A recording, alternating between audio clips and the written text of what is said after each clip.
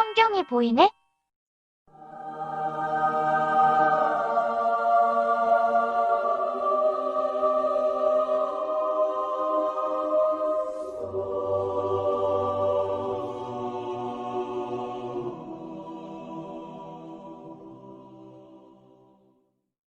이것으로 아브라함의 잘못이 마무리가 되면 참 좋겠네요. 좋은 게 좋다고 아브라함이 회개하지 않았어도 재물을 얻었으니까, 아내도 빼앗기지 않았으니까 이대로 해피엔딩이 되었으면 좋겠습니다. 하지만 안타깝게도 그렇지를 못합니다. 자기의 잘못은 자기 세대에서 끝냈어야 하지만은 아버지가 자기 세대에서 마땅히 해결해야 될 죄의 문제, 거짓의 문제, 사람을 두려워하고 하나님을 믿지 못한 문제를 해결하지 못했을 때 그것은 고스란히 아들 이삭에게로 돌아갔습니다. 창세기 20장 1절입니다. 아브라함이 거기서 네게브 땅으로 옮겨가 가데스와 술 사이 그랄에 거류하며 그의 아내 사라를 자기 누이라 하였으므로 그랄 왕 아비멜렉이 사람을 보내어 사라를 데려갔더니 그 밤에 하나님이 아비멜렉에게 현몽하시고 그에게 이르시되 내가 데려간 이 여인으로 말미암아 내가 죽으리니 그는 남편이 있는 여자임이라. 아브라함은 원래 살던 헤브론 마므레 상수리 나무에서 네게브 땅에 있는 그랄이라는 곳으로 옮겨갑니다. 아브라함은 많은 가축들을 거느리고 있기 때문에 적합한 환경을 찾아서 이동해야 되는 그런 유목민이었습니다. 이곳은 지중해 연안에 위치해 있고 물이 있어서 아브라함은 그랄에 거류한 것으로 보입니다. 아브라함은 네게브에서 다시 애굽 방향으로 내려가다가 그랄에 거류하는데요. 그리고 그의 아내 사라를 자기의 누이라고 말함으로 인해서 그랄 왕이 그녀를 데려가 버렸습니다. 그 밤에 하나님이 아비멜렉에게 나타나셨는데 야살의 책에는 이에 관련한 기록이 비교적 자세하게 되어 있습니다. 여호와의 천사가 그에게 다가왔고 그의 손에 칼을 들고 섰더라.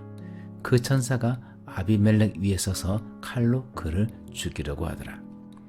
야살의 책을 보면은 천사는 아브라함의 아내를 취한 아비멜렉을 죽이려고 하였고 그날 밤 팔레스타인 땅에 큰 부르짖음이 있었는데 한 사람이 칼을 들고 그날 밤과 다음날 아침까지 그 땅 사람들을 쳤으며 여인들의 모든 태가 다쳤다라고 합니다.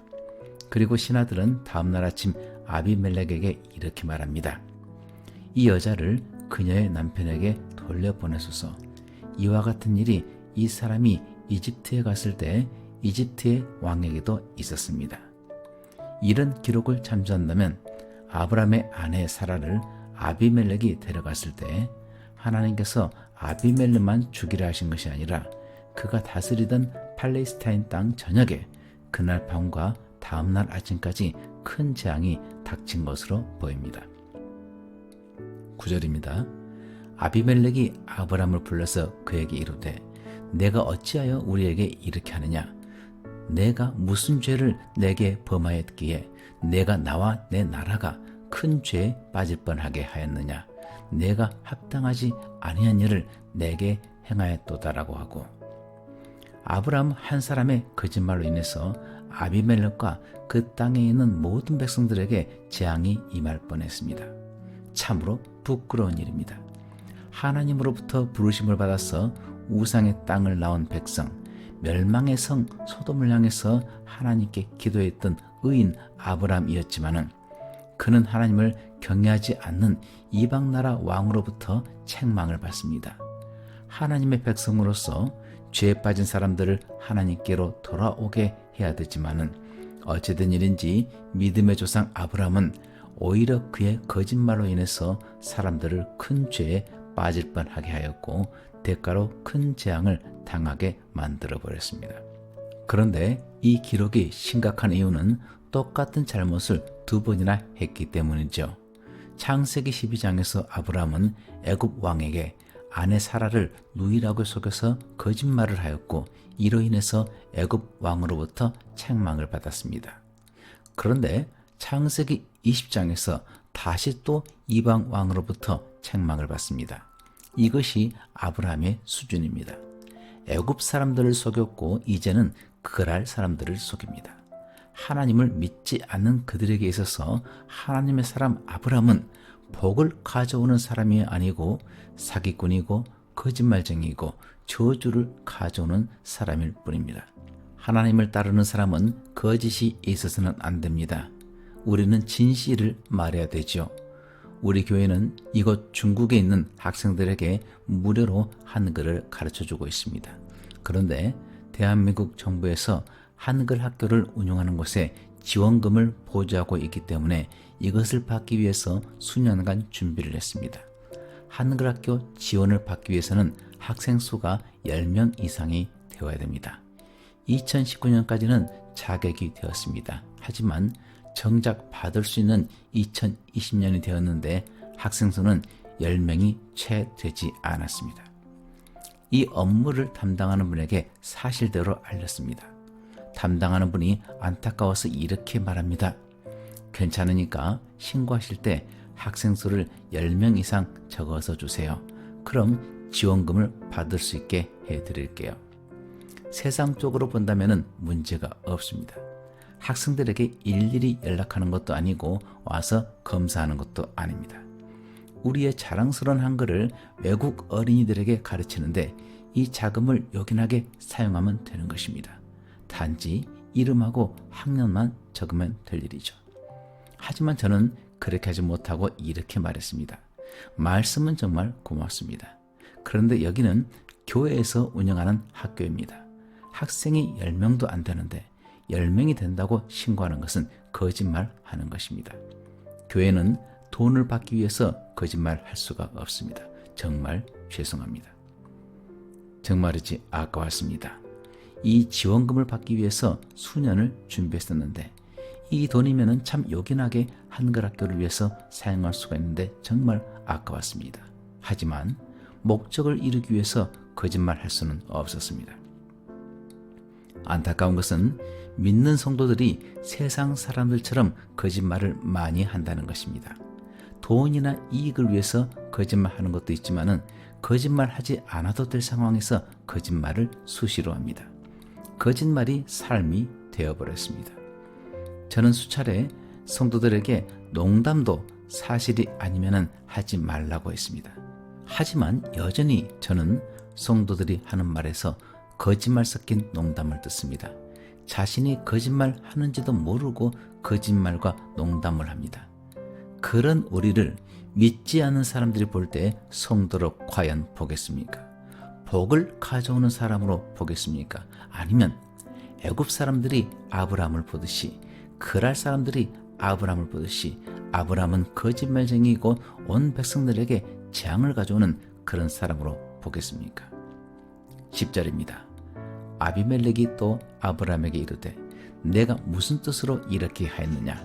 아브라함이 이르되 이곳에서는 하나님을 두려워함이 없으니 내 아내로 말미암아 사람들이 나를 죽일까 생각하였으며 하나님을 믿지 않는 사람이 하나님을 믿는 아브라함에게 진실을 말하라고 합니다.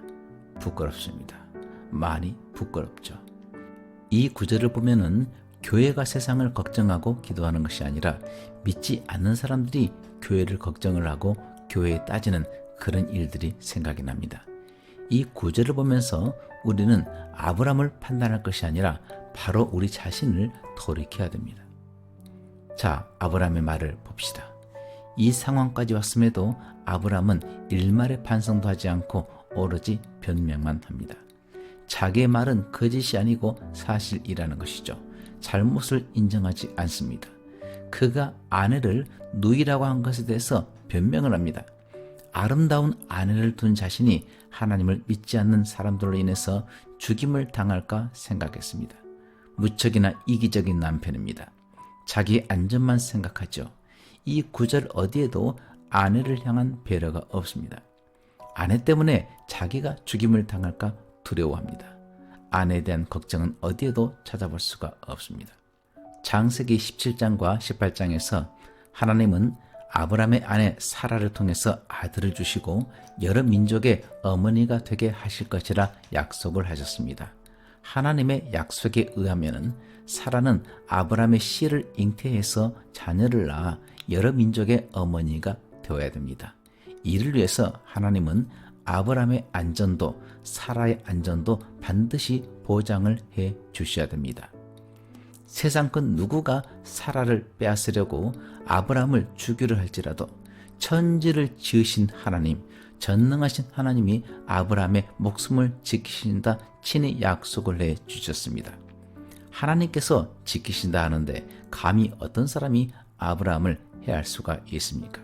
사람을 두려워할 일이 아니라 하나님의 말씀을 믿어야 하죠.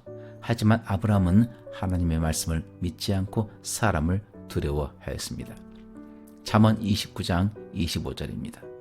사람을 두려워하면 올무에 걸리게 되거니와 여호와를 의지하는 자는 안전하리라.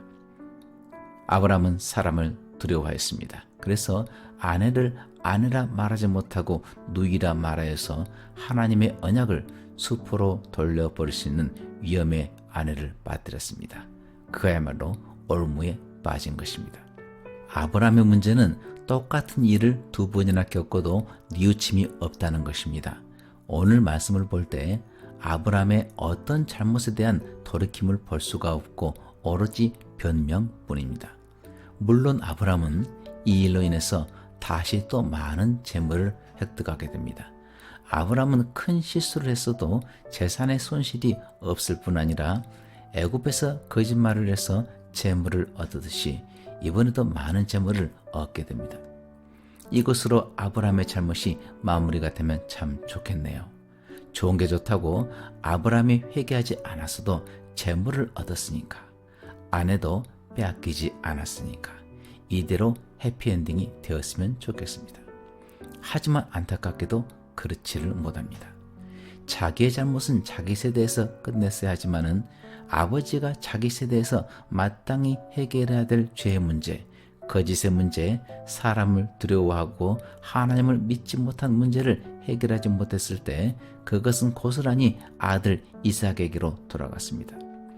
아브라함이 해결하지 못하고 끝내지 못했던 이 문제가 아들 이삭에게 어떻게 다시 되풀이되는지 창세기 26장을 보겠습니다. 6절입니다. 이삭이 그랄에 거주하였더니 그곳 사람들이 그의 아내에 대하여 물으매 그가 말하기를 그는 내 누이라 하였으니 리브가는 보기에 아리따움으로 그곳 백성이 리브가로 말미암아 자기를 죽일까 하여 그는 내 아내라 하기를 두려워함이었더라.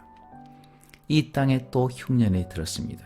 그런데 창세기 26장 1절에서는 아브라함 때에 흉년이 들었더니 그 땅에 또 흉년이 들었다라고 기록을 했죠. 굳이 아브라함 때의 일을 하나님은 다시 상기시키십니다. 그렇다면은 이삭의 거짓말이 무언가 아버지 아브라함과 연관이 있다는 것이죠. 흉년이 닥치자 이삭은 그랄에 내려가서 애굽까지 가려 하였으나 하나님이 애굽에 가지 말고 이 땅에 거류하라고 하십니다. 그런데 그의 아버지 아브라함이 사람을 두려워함과 같이 아들 이삭도 사람을 두려워합니다. 똑같은 흉년, 똑같은 장소, 똑같은 잘못을 행합니다. 아버지가 사람을 두려워했듯이 아들 또한 사람이 두려워서 거짓말을 합니다. 아버지가 해결하지 못했던 거짓 증언의 문제가 아들에게까지 세습이 되어집니다. 아브라함이 두 번의 거짓 증언으로 얻은 것은 세상 재물들입니다. 두 번이나 많은 재물을 얻었습니다. 아들 이삭 또한 이 거짓말로 많은 재물을 얻었죠. 그들이 원했던 것은 목숨이 안전한 것이었고 재물을 얻는 것이었습니다. 잘못을 돌이키지 않았던 아버지 아브라함으로부터 이삭은 무엇을 배웠을까요? 여러분은 자식에게 무엇을 남기고 이 세상을 떠날 것입니까? 목적을 위해서라면, 안전을 위해서라면, 명예와 재물을 얻기 위해서라면 거짓말도 해도 됨을 보여주고 떠날 것입니까? 아니면 목에 칼이 들어와도 참된 증언으로 인해서 불이익이 오고 손해를 당하더라도 진실을 말하고 자녀에게 재물을 물려주지는 못하더라도 진리대로 행하는 그런 본을 유산으로 물려주고 떠날 것입니까? 라비 제커라이어스는 이렇게 말했습니다. 시작을 잘하는 것은 일시적인 일이지만 마무리를 잘하는 것은 평생의 일입니다. 우리 인생은 시작도 중요하지만 끝이 더욱 중요합니다. 끝을 잘못하면 나의 잘못이 나의 세대에서 끝나는 것이 아니라 내 후손에까지 이어집니다. 그러므로 시작보다 마무리를 잘하는 것이 중요합니다. 우리 평생에 있어서 아름다운 마무리를 잘하고 이 세상을 떠나 주님께 갈 수 있도록 노력하고 살아야죠. 창세기 20장 13절 하반절을 보겠습니다. 이후로 우리의 가는 곳마다 그대는 나를 그대의 오라비라 하라. 이것이 그대가 내게 베풀 은혜라 하였노라. 아브람은 처음 애굽에서 거짓을 행했을 때, 그리고 여호와의 도우심으로 아내를 위기에서 건져냈을 때 회개했어야 했습니다. 그때 거짓의 끈을 끊어 버려야 했습니다. 하지만 그때 끊지 못하였고 이 구절처럼 이후로도 거짓 증언을 합니다. 하나님께서 자신에게 베풀 은혜를 바라지 않고 아내의 거짓 증언으로 받을 세상적인 은혜를 구하고 있죠. 아내의 거짓 증언으로 얻을 목숨의 안전, 세상 명예, 세상 재물을 하나님 앞에서 받을 은혜보다 귀하게 여겼습니다. 거짓을 버려야 합니다. 작은 거짓이라도 행하거나 말하지 말아야 합니다. 조금 손해를 보더라도, 위험한 상황에 닥치더라도 거짓을 용납하지 않고 진리의 편에 서서 믿음을 양보하지 않는 진실되고 신실한 믿음의 모습을 자녀에게 유산으로 물려주는 그런 성도들이 되기를 축복합니다. 구독과 좋아요 눌러주세요.